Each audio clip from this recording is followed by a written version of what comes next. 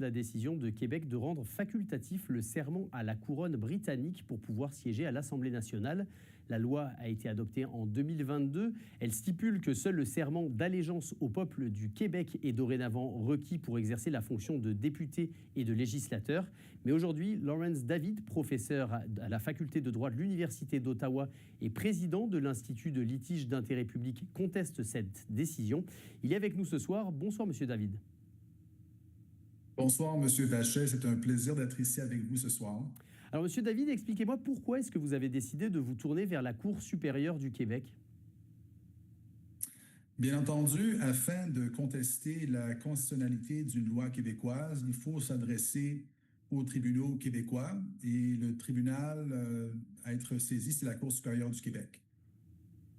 Et alors, en quoi, pour vous, justement, c'est encore important en 2026 que les députés prêtent serment au roi? Est-ce que c'est ça qui vaut, selon vous, une contestation?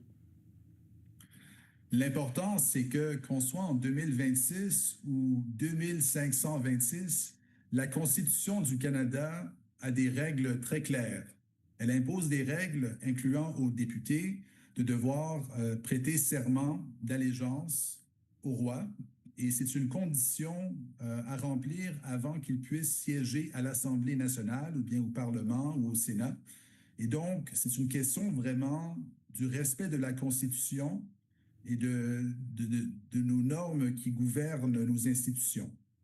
Alors, est-ce que je dois comprendre que, selon vous, le problème, c'est effectivement bien qu'on n'a pas respecté le processus pour modifier cette règle constitutionnelle? C'est exactement ça. Donc, la Constitution canadienne prévoit plusieurs différentes formules afin de modifier la Constitution canadienne. Et en ce qui a trait à la loi qui a été adoptée par le Québec, elle a été adoptée de façon unilatérale. Or, la compétence des provinces d'adopter des modifications à la Constitution canadienne ne s'étend pas à des modifications qui impactent la charge du roi ou du lieutenant-gouverneur, et nous soumettons que justement ces amendements, par le biais de la loi adoptée par le Québec, a cet effet précis, et donc ça excède les compétences de la province du Québec, de l'Assemblée nationale. Pourquoi avez-vous décidé de vous attaquer à cette question aujourd'hui? Une chose qu'il faut mentionner, c'est que l'élection provinciale générale se déroulera le 5 octobre 2026. Et puis, en fonction de cette loi québécoise qui demeure en vigueur, il est clair que la majorité, sinon la totalité des députés qui sont élus, ne vont pas prêter serment d'allégeance selon la Constitution du Canada. Et cela risque d'impacter la validité de leur vote de l'Assemblée nationale ainsi que la validité juridique des lois qui seront adoptées par l'Assemblée nationale. Et puis moi, j'ai un intérêt non seulement académique et professionnel, mais également personnel. Étant né à Montréal, ayant une famille qui demeure à Montréal, plusieurs membres de ma famille qui vont voter à l'élection et qui seront impactés justement par des lois qui seront adoptées par des députés qui n'ont pas prêté serment et donc par des lois qui n'ont pas de validité juridique. Parce que soulignons que la Constitution du Canada, l'article 128, me dit clairement que c'est une condition nécessairement à être remplie de prêter serment d'allégeance avant de siéger à l'Assemblée nationale ou dans toute autre législature canadienne, que ce soit provinciale ou au fédéral également. C'est quoi le risque constitutionnel d'une telle décision de la province, selon vous? Est-ce que ça pourrait justement faire un peu créer un précédent?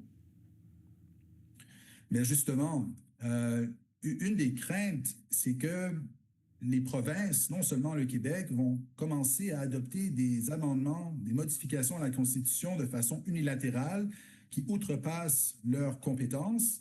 Et donc, ici, ce pourvoi, cette contestation donnera l'opportunité à la Cour supérieure et d'autres tribunaux peut-être de statuer clairement quelles sont les limites des pouvoirs unilatéraux que détiennent les provinces pour modifier la Constitution. Et je veux vraiment mettre de l'emphase sur ce point-là, c'est que le serment d'allégeance, ce n'est pas uniquement une obligation qui s'applique au Québec.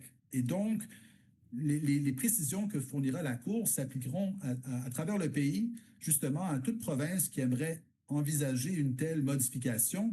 Et on sait qu'en 2022, même le Parlement du Canada, il y avait des députés qui avaient déposé des projets de loi visant à abolir le serment d'allégeance au roi.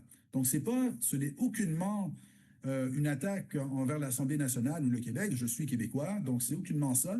c'est vraiment une question de la formule de modification de la Constitution applicable qui n'a pas été respectée en l'espèce. Puis c'est quand même une loi qui a été adoptée à l'unanimité. Est-ce qu'en vous tournant vers les tribunaux, vous n'avez pas la crainte qu'on vous accuse bien de ne pas respecter le vote des élus?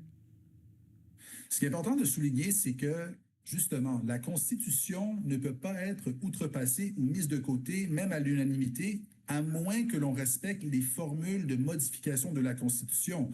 Et je mets aussi de l'emphase sur le fait que lors de l'adoption de cette loi, le Parti libéral du Québec avait justement communiqué des réticences quant à la validité de la procédure utilisée par le gouvernement pour adopter cette loi. Ils avaient ils ont voté en faveur de la loi, mais ils ont néanmoins souligné des questions, soulevé des questions quant à la validité de la procédure de modification qui a été utilisée en l'espèce. Merci beaucoup d'avoir été avec nous, Monsieur David. Merci à vous. Je vous souhaite une bonne soirée. Bonne soirée à vous aussi.